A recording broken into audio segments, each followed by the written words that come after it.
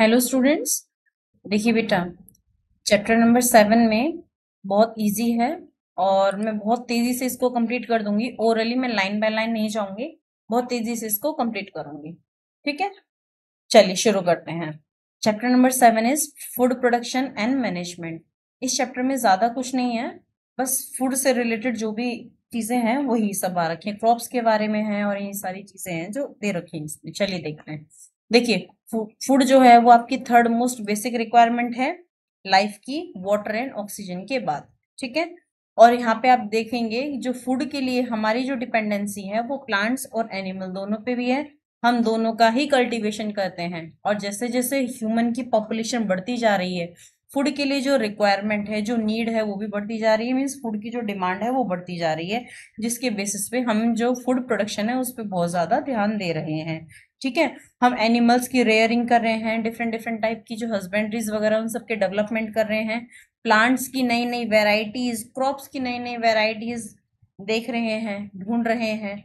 जो एग्जिस्ट कर रही हैं उनको भी ढूंढ रहे हैं, और जो एग्जिस्टेड हैं ऑलरेडी उनमें उनको डिजीज फ्री करने के लिए, ठीक है, जिससे ज्यादा से ज्यादा प्रोडक्शन हमें मिल सके, जिससे ज्यादा जो डिमांड है उसको पूरा करने के लिए हमारी सारी जो रिक्वायरमेंट्स है वो पूरी हो सके, इसके लिए सारे काम किए जा रहे हैं। ठीक है, फर्स्ट आ रहा है क्रॉप्स। क्रॉप्स क्या होते हैं कि अगर आप सेम टाइप के प्लांट को एक लार्ज स्केल पे एक पीस ऑफ लैंड पे ग्रो करते हो तो उसको हम कहते हैं क्रॉप्स। ठीक है, जैसे वीट है, सीरियल्स है, ये सारे उसके एग्जाम्पल है। बेसिकली जो आपकी क्रॉप्स होती हैं इंडिया में सीजन के बेसिस पे खारिफ, राबी एंड जायद नाम से जानी जाती हैं। खारिफ की बात करें ये मानसून सीजन की क्रॉप है, राबी की बात करें ये विंटर सीजन की क्रॉप है, और जायद की बात करें ये समर क्रॉप्स होती हैं। ठीक है, ये रेनी सीजन में ग्रो की जाती हैं, बेसिकली जुलाई में प्लांट की जाती हैं और अक्टूबर में हार्वेस्ट कर ली जाती हैं। ठीक है, वहीं राबी की बात करें ये अक्टूबर में प्लांट की जाती हैं जस्ट खारिफ के बाद, और मार्च में हार्वेस्ट कर ली जाती हैं। ठीक है, और वहीं हम जायद की बात करें तो मार्च में ये आपके प्लांट की जाती हैं और जून में हार्वेस्ट कर ली जाती हैं। ठीक है, आगे चलते हैं। देखिए,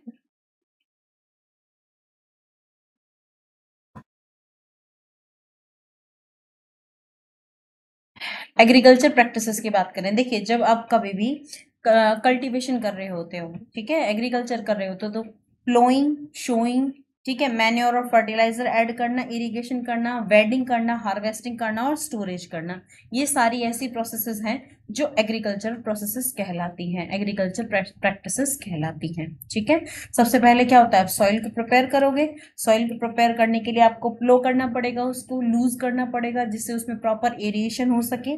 ठीक है, जिससे जो प्लांट है आपका वो इजीली सरवाइव कर सके, उसकी जो रूट्स हैं वो अच्छे से उसमें ग्रो कर सके। फिर आप करते हो शोइंग। शोइंग का वर्ड मतलब होता है बीज को जमीन में डालना, इस प्रोसेस को बोलते हैं शोइंग। ठीक है, फिर उसके बाद जैसे ही आपका जो सीड है उनमें सीडलिंग आने लगेंगे, ग्रो करने लगेगा, फिर आपको उसको proper nutrient, manure and fertiliser देना पड़ेगा और उसके बाद इरिगेशन करनी पड़ेगी। इन केस अगर उसमें क्रॉप में अगर कोई एक्स्ट्रा प्लांट ग्रो कर गए हैं, ठीक है, तो हमें उन वेडिंग उसको हटाना पड़ेगा, वेड्स को हटाना पड़ेगा। फिर हमें क्रॉप की हार्वेस्टिंग करनी होगी कंप्लीट होने के बाद, और फिर उसको प्रॉपर स्टोरेज करना होगा। ये सारी ऐसी प्रैक्टिसेस हैं जो एक पूरे कल्टीवेशन के टाइम पे की जाती हैं, क्रॉप कल्टीवेशन। ठीक है, तो ये देखिए प्लोइंग का काम बता रखे हैं। ठीक है, फिर एडवांटेजेस क्या है, देखिए इससे वेड, न्यूट्रिएंट रिच जो सॉइल होती है जो जमीन के अंदर चली जाती है वो टॉप लेयर पे आ जाती है, वेड्स का रिमूव हो जाता है, डीकम्पोजर्स और जो अर्थवर्म वगैरह होते हैं वो इसमें आसानी से मिल जाते हैं। ठीक है, तो ये सारी चीजें हैं। यहाँ पे आपको कुछ टूल्स के बारे में बता रहे हैं। फिर शोइंग आ गया।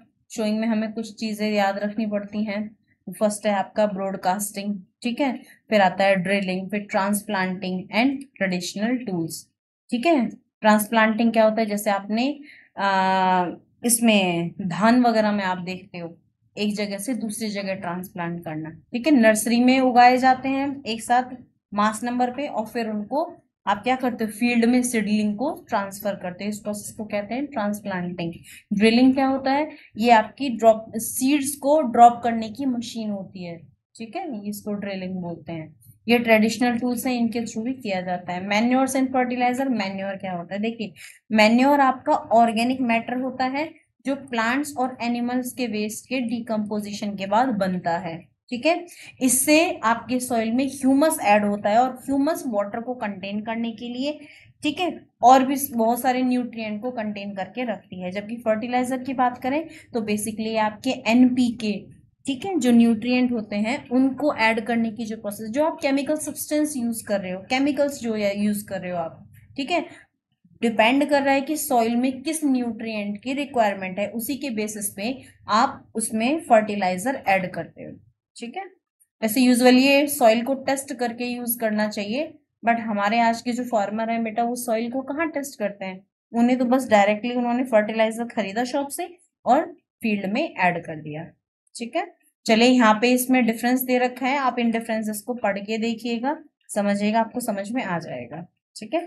क्रॉप रोटेशन क्या होता है? देखिए, हम फर्टिलाइजर, देखिए यूजुअली मैन्योर डालने से कोई नुकसान नहीं होता है, लेकिन फर्टिलाइजर डालने से सॉइल की जो फर्टिलिटी है कुछ टाइम के लिए इंक्रीज कर जाती है, लेकिन बहुत लंबे टाइम तक अगर हम यूज करते रहें तो सॉइल की फर्टिलिटी पे मतलब सॉइल की फर्टिलिटी सही नहीं रह पाती है, ठीक है। हमें क्या करना चाहिए? क्रॉप रोटेशन करनी चाहिए। क्रॉप रोटेशन किस तरीके से करनी चाहिए कि देखिए, हमें जो लिगुमिनस प्लांट और वीट को अल्टरनेट बोना चाहिए। मीन्स एक ईयर हमने लिगुमिनस प्लांट डाला, फिर अगले ईयर हमने वीट डाल दिया। इससे क्या होगा, जो दोनों की यील्ड होगी वो काफी ज्यादा होगी। क्यों? क्योंकि जो लिगुमिनस प्लांट होते हैं वो नाइट्रोजन को रिप्लेनिश करने का काम करते हैं। क्यों?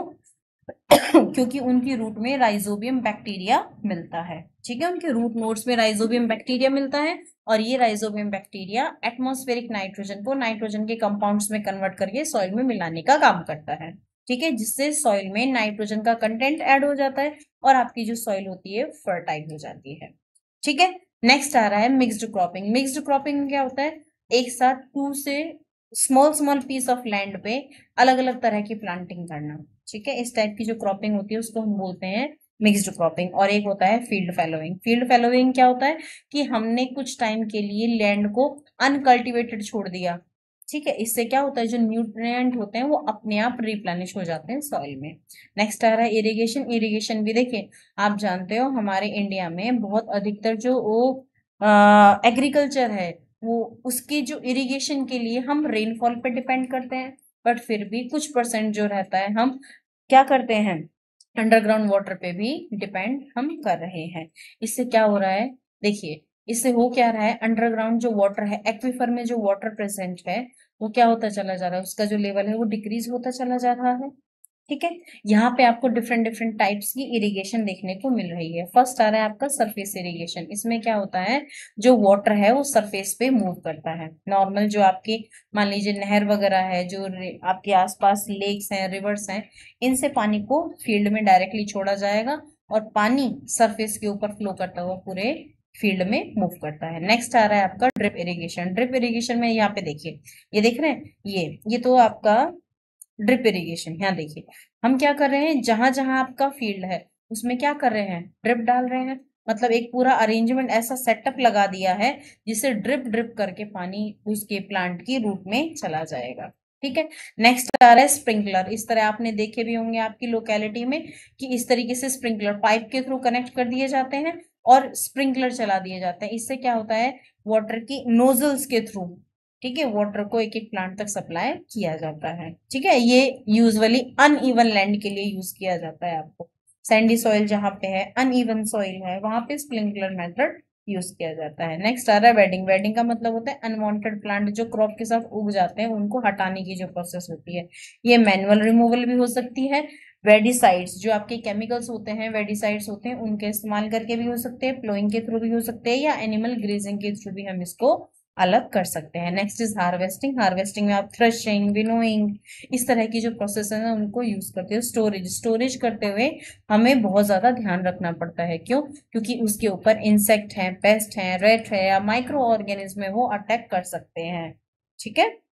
तो हमें क्या करना चाहिए, सबसे पहले फ्रेशली हार्वेस्ट करके उसको प्रॉपर सुखाना चाहिए, उसका सुखा के हम लार्ज स्केल पे या स्मॉल स्केल पे उसको स्टोर कर सकते हैं। जब आप लार्ज स्केल पे करते हो तो ग्रेनरीज की बात करते हो, वहां पे आप केमिकल इंसेक्टिसाइड्स का इस्तेमाल करोगे। स्मॉल स्केल पे बात करोगे तो आपके जैसे जूट बैग्स हैं या मेटालिक बिन्स हैं, जैसे आपके घरों में टंकी वगैरह जो मिलती हैं, उनमें नीम की पत्तियां लगा के, हल्दी लगा के, इन सब का भी इस्तेमाल हम करके उसको, आपकी जो क्रॉप है उसको स्टोर कर सकते हैं और सेव कर सकते हैं।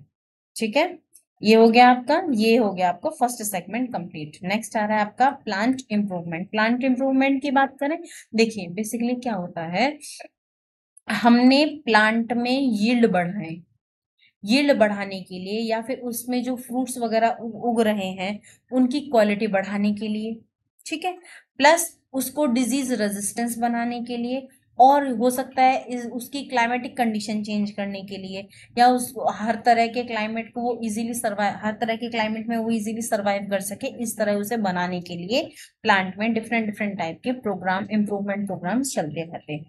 ठीक है, उनमें कुछ नेचुरल भी हैं, कुछ हम आर्टिफिशियल भी करते हैं। जैसे हाइब्रिडाइजेशन है, हमने 2 डिफरेंट डिफरेंट टाइप के प्लांट्स हैं, उनमें क्रॉस पॉलिनेशन करा लिया।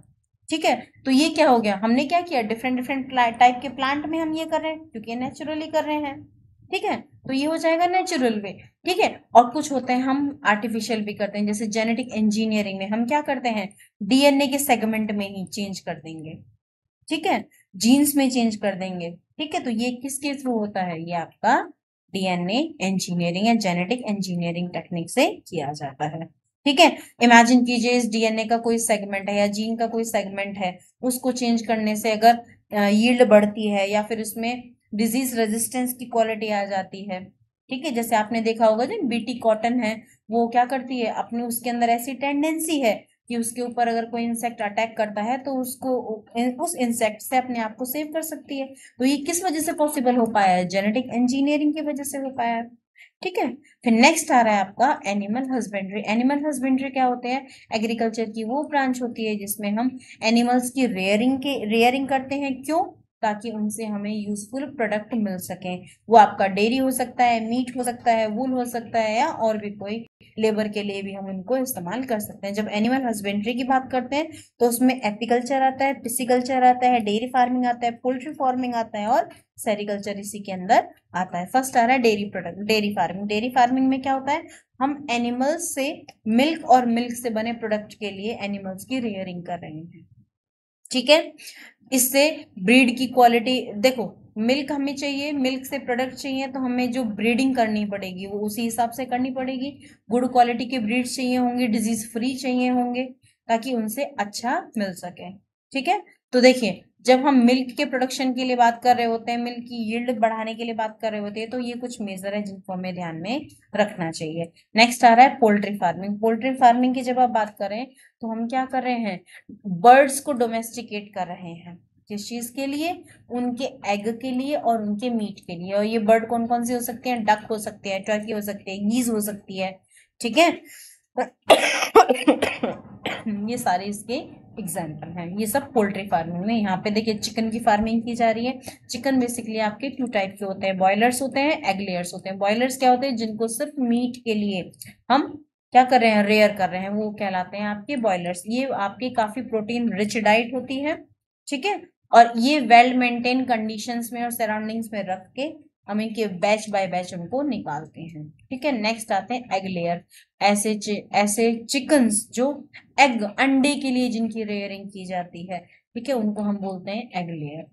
ठीक है, चलिए नेक्स्ट आ रहा है आपका सेरिकल्चर। सेरिकल्चर में हम क्या करते हैं, सिल्क वॉर्म, जो प्रोडक्शन, सिल्क के प्रोडक्शन के लिए हम सिल्क वॉर्म की रेयरिंग करते हैं। देखिए बेसिकली सिल्क वॉर्म जो रहते हैं वो मलबरी प्लांट्स, उसके लिए बहुत ज्यादा रिक्वायरमेंट होते हैं। ठीक है, जैसे आपका बॉम्बेक्स मोरी जो आपका सिल्क है वो मलबरी प्लांट के प्रेजेंस में ही हो सकता है।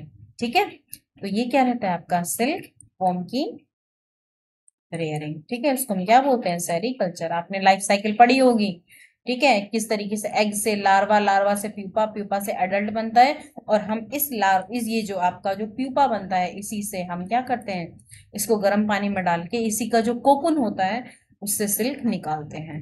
ठीक है, नेक्स्ट आ रहा है एपीकल्चर। एपीकल्चर में हम क्या करें, हनी बीज होती हैं जो उनकी रेयरिंग कर रहे होते हैं। किस किस चीज के लिए, उनसे हमें हनी चाहिए और बी वैक्स चाहिए। ठीक है, इनकी बहुत सारी न्यूट्रिशनल वैल्यूज होती हैं। ठीक है। और जो इससे वैक्स मिलता है वो कॉस्मेटिक है, ऑर्नामेंट्स में, फर्नीचर बनाने में, पॉलिश बनाने में भी इसका इस्तेमाल किया जाता है। नेक्स्ट आ रहा है आपका पिसिकल्चर। पिसिकल्चर में क्या करते हैं हम, आपकी बेसिकली फिशेस की रेयरिंग कर रहे होते हैं। क्यों? For their food. ठीक है, फूड के लिए, क्योंकि बहुत अच्छा सोर्स रहती है प्रोटीन विटामिन का, इसलिए। और ये बहुत सारी डिजीज को कंट्रोल कर सकते हैं, इसके लिए भी इनकी रेयरिंग की जाती है।